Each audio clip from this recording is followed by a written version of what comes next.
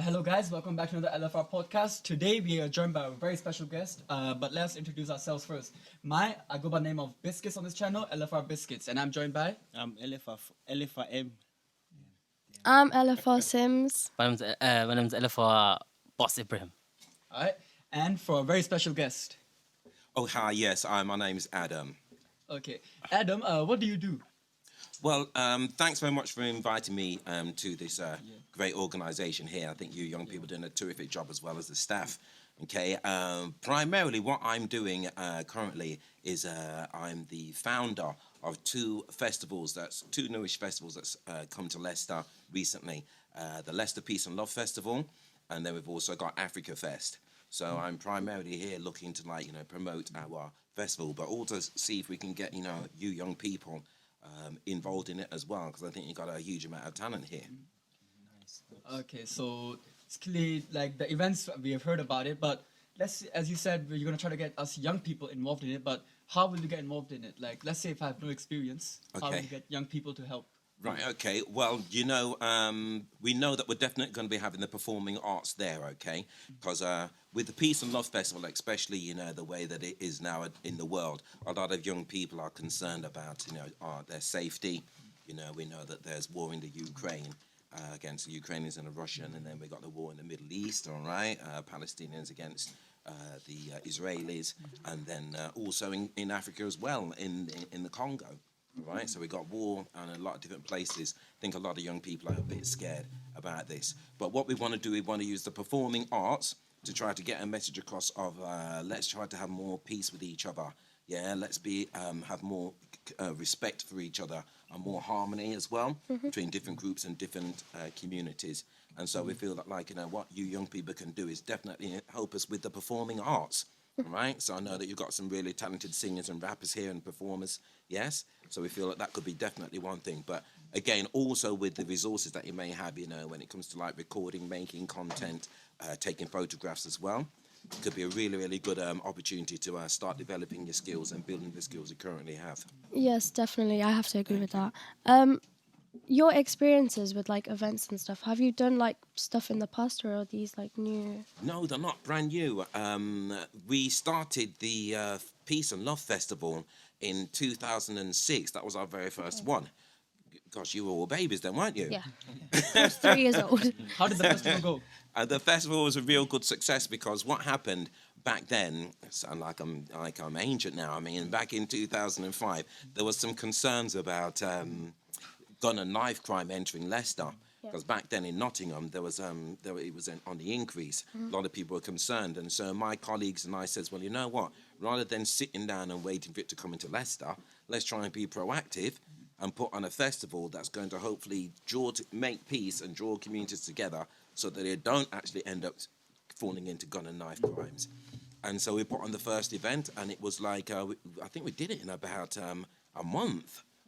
Yes, I mean, it was, yes, we were all we were young people then, weren't we? We were raring to go.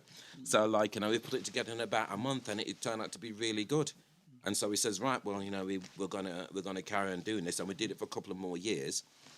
And then we had a very tragic situation where the co-founder, one of our co-founders, her son was actually stabbed to death. All right, in Leicester. And, that was a very, very bad time for us all. And I think that, that kind of made me personally get a bit off track.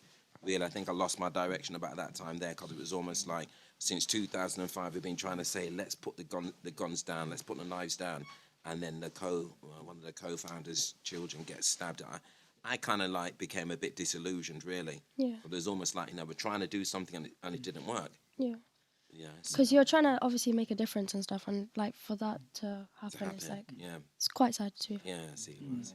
My question for you is, from your own point of view, what do you think causes all these conflictions between people, races, or sometimes in religions? What do you think causes all of this, in your own opinion?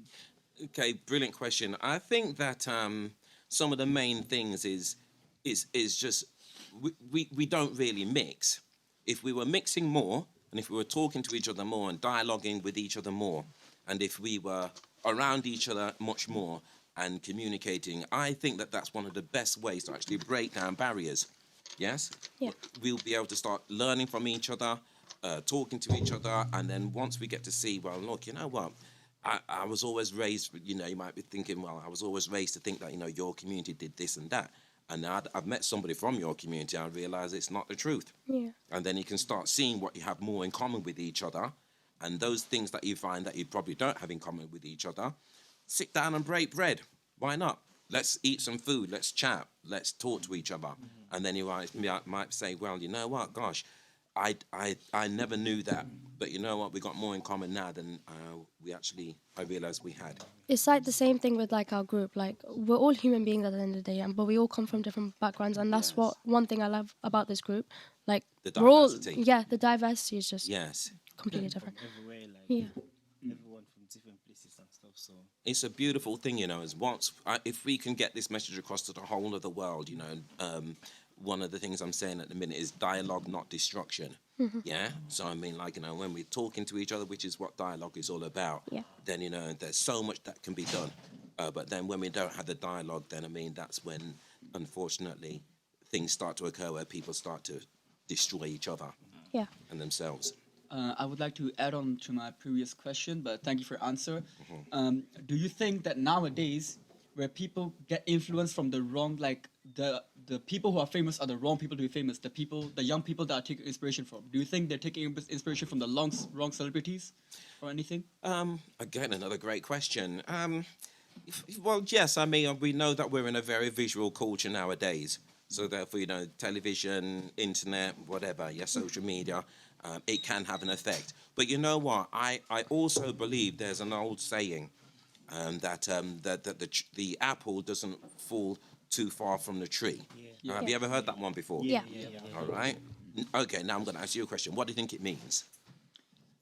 That means the apple doesn't fall too far from the tree. It means it's still next to the roots. Right. Never forget where you came from. Okay, very good, all right, very insightful. So you see, the apple does not fall too far from the tree. So if we are raising our young people with first-class values, principles, and ethics to live their life successfully by, then even if, you know, you do go a little bit off the rails, you're not going to go you're not going to go so far away. Just like the apple is not going to roll all the way down the hill because it's still going to be near the tree, isn't it? it's gonna be around. That's it. So I think that, like, if we can get to a situation where we raise our children and encourage our children to, like, follow first-class ethics, which can lead them to success in life, I think that, like, you know, it doesn't matter what celebrity does this or that, because you'll see it, you think, oh, isn't that peculiar or isn't that strange? But then, you know, you've always got your own principles to live by. You're not going to just follow everybody else's principles and be led all over the place. You know, that's what that will not happen if you're following your own principles. All right. So, what do you think about like scarcity of jobs around? Yep, it was happening when I was young.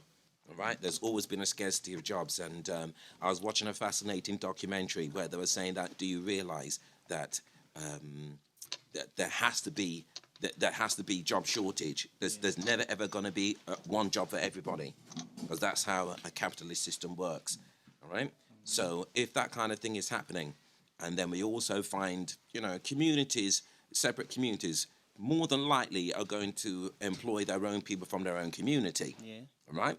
And then when you think about that, some people might say that that's unfair, but I think that, like, you know, if you're in a community and the people who you have around you every day, you know, your friends, people who you grew up with, etc., they're around you all the time, it's obvious that they're going to be the first people who you're going to be around, isn't it, to probably give a job to.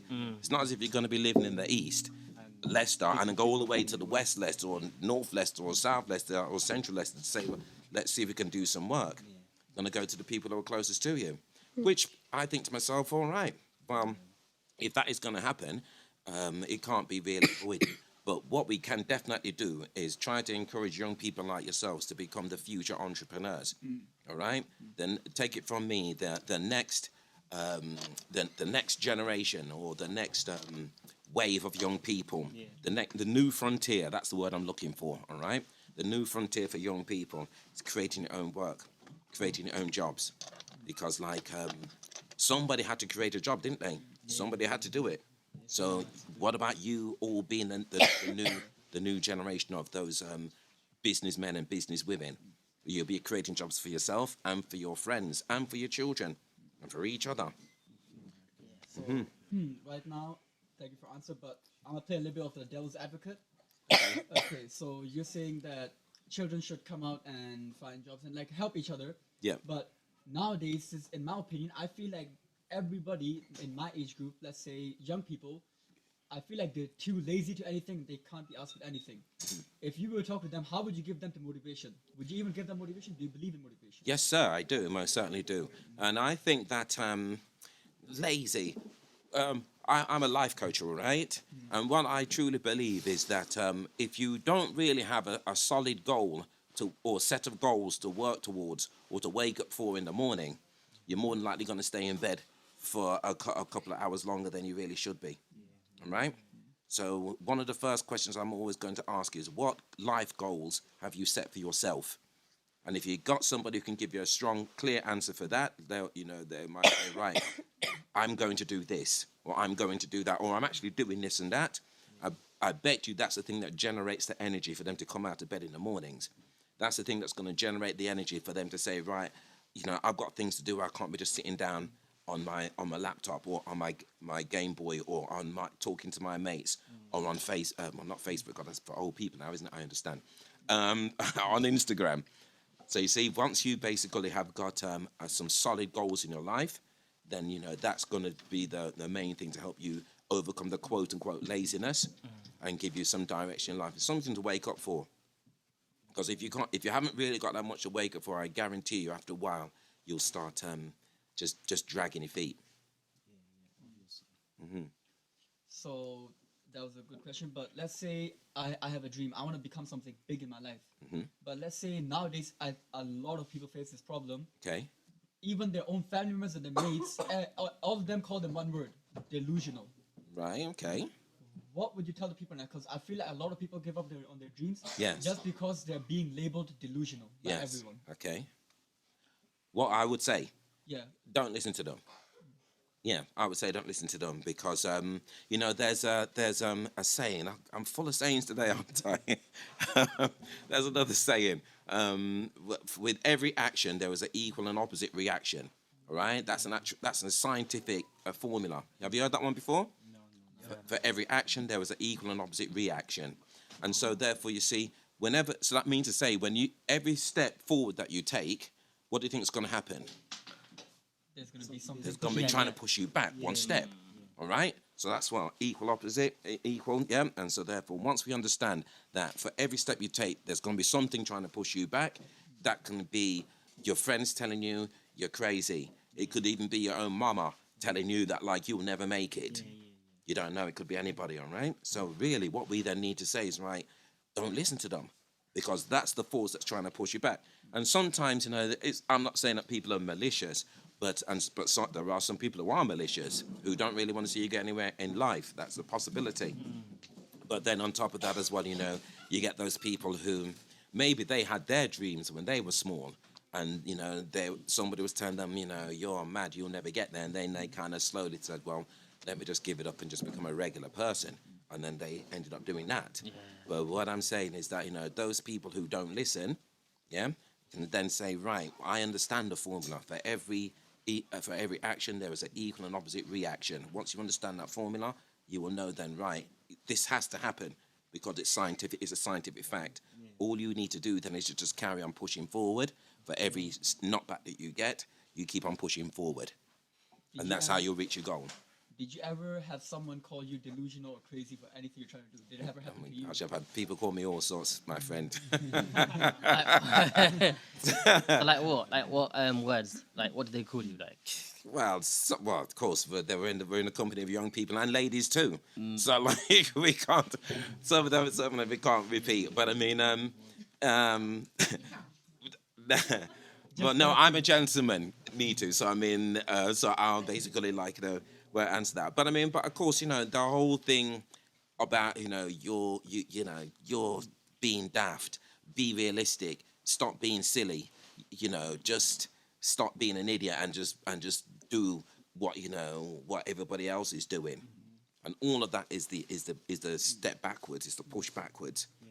But fortunately for me, I've always had, I think I've always had a balanced opinion of myself, because I know that, like, if I had started listening to those people there, the only one to blame. Now, let me ask you a question. Who do you think would be the only person to blame if I had said, right, well, they're right, I guess I better just become like a nobody and just like not really do anything, and let's go down to the park, or let's just hang about here and there. And who do you think would be to blame? Yourself. Yourself. Absolutely, there isn't anybody else.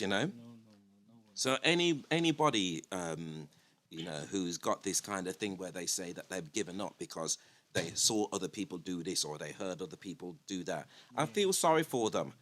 Because again, if they understood that formula, I bet they would know, well, you know what, the pushback has to happen. But it's your test, or your job is to keep on pushing forward, even though you're getting pushed back. That's what the test is. Yeah. So it's I feel sorry for people who don't know that. But I mean, you never know. Maybe this message here might be able to get through to other people as well. Keep on pushing forward. Never give up. So yes, I've been called all sorts, but I'm glad that I carried on. But that's because I understand the science behind this. Then do you think kids nowadays, they're too money motivated? Like everything they do, they want a payment for it. Do you think that's happening? Too common now? Well, you know what I mean. Anything that you can do that is of value really should be paid for. You know that. Yep. Yeah. If you can get some payment for it, then as far as I'm concerned, why shouldn't you charge for it? So, for example, if for example, like yourself, if you were like somebody who had the skill of saying, right, I'm a really good presenter, I look good on camera, I kept myself looking really positive, I can think on the spot, a question can be asked, and then, I can get another question out of it. If you had that skill, then why shouldn't you be paid for that? Because, I mean, like, they need people to be able to do things like that. So what I'm saying is that, like, any skill that you have that is valuable, and you can get paid for it, I think you should. Why not get paid for it? At first, you might be struggling because, I mean, people might not know who you are or what you can do. But once you develop your skill, and then you start saying, well, you know what, I'm really, really good at this, and then you can't start to build it more and develop it more. And then next thing you can say, well, you know what, I'm in the top 5 of people in my area who can do this. Money's bound to come onto your table. It would have to come because you've developed a valuable skill. Yeah, there you go. Okay, so that's enough for like the serious part. Now, I want to ask you a little bit about your job. You obviously organize events and stuff. Yes, sir. What goes into your head, like, because I know nothing about it. Can you teach me how it goes? Like, how do you find a place to go do it? How do I do? What do I do? How do I get the money for it and everything, all that? How do you do it?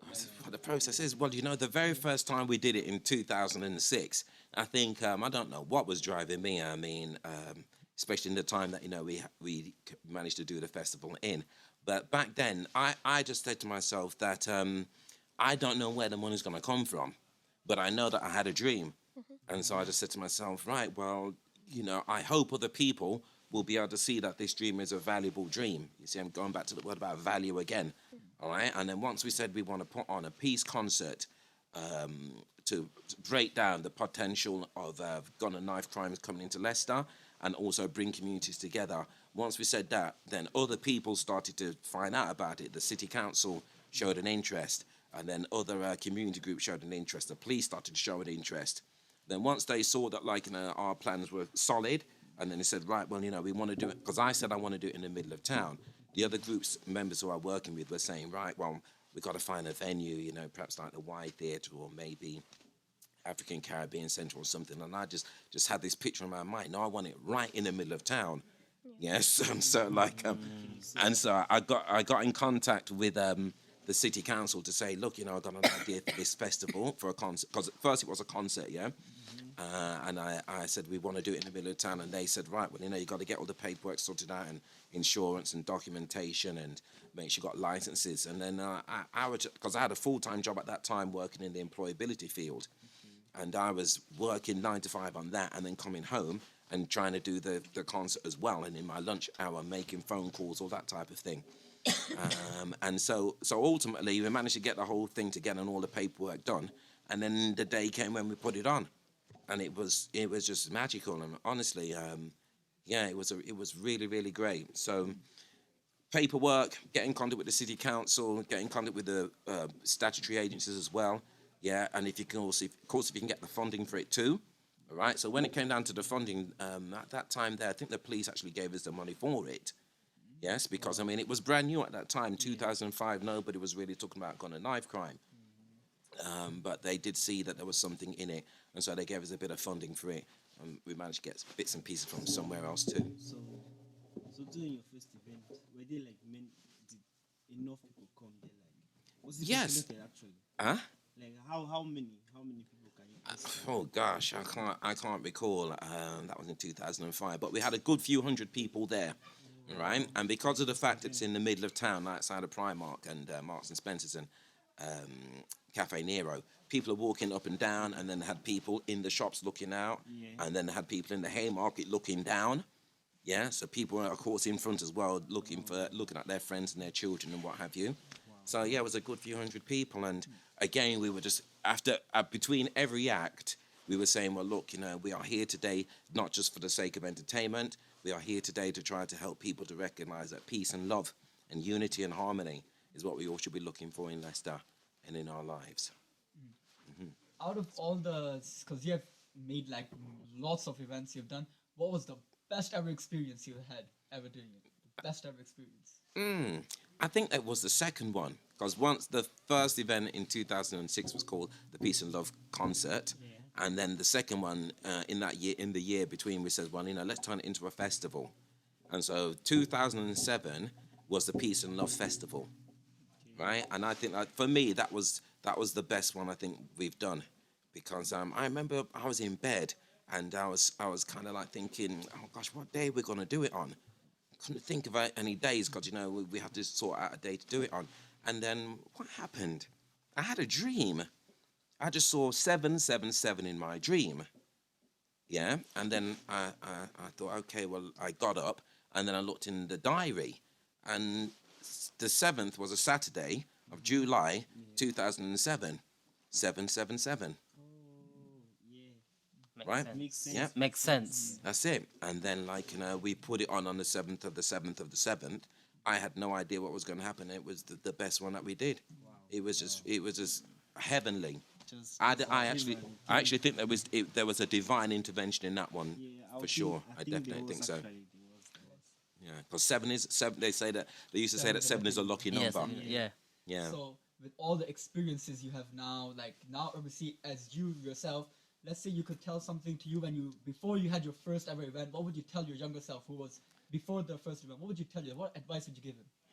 Don't give up. Yeah, keep on keeping on. Because, like, you know, there were plenty of times there when I could have said, oh, I can't be bothered, leave this, you know, sack that. You know, I'm going to just go home and just chill or something and play my guitar. I could have said that. But I said, no, I've got to keep on. And again, you know, that's what I encourage to all young people. Honest, never give up. Once you give up, the only one who stopped you from being successful in life is who? You yourself. You. Yourself. So obviously Ibrahim right here, he's an artist. He loves making music. Okay. So as you say, you know, you invite artists on. What box does he have to take to come perform at it? To come and perform? Well, just get in contact with us. You know, you've got some great staff here. Aaron, of course, and me too. You know. But won't that cause, like, let's say what you have, like hundreds of artists trying to come and perform? Oh, right. Yeah, that's it. Well, you know, we have the application process, of course, but if, for example, somebody does apply, that doesn't necessarily guarantee them that they will get their chance to perform because, you know, there's only so many hours to fill. And so, first of all, of course, apply because, I mean, like, if you don't apply, then you don't get a chance, do you? So I'd say, like, make sure that you apply, and then, you know, we will get, and make sure, you send through all of the details, you know, information about your act, photographs, you know, any links online. And then once you do that, then, you know, we'll be able to, like, take it from there. But, I mean, even if you don't get a chance to perform this year, there's always going to be next year. And furthermore, there's also going to be other activities that we do within the year. Yeah. So you never know, we might do a charitable event. we might be looking for some young people to come and do a performance. Yep. So we'll be able to like get in contact with you and do so you can do your thing. I mean, I know your next event is on the 13th of July. That's going to be the Leicester Peace and Love Festival, Yep. and then we've also got our sister event called Africa Fest On the 8th of June. July. That's it. Yes. June, yeah. So, I mean, that is up for all the questions. Thank you very much for sitting here and answering our questions. Well, it's been really, really good. It's the first time I've ever done a podcast. Yeah. I mean, a round of applause for you. No, I think you guys are the real stars, right? Yeah. But I think that, like, yes, it's the first time I've done it, so, you couldn't shut me up, could you? Nah. It's a good. I mean, we all see each other, and hopefully Hunter has some people on 8th of July.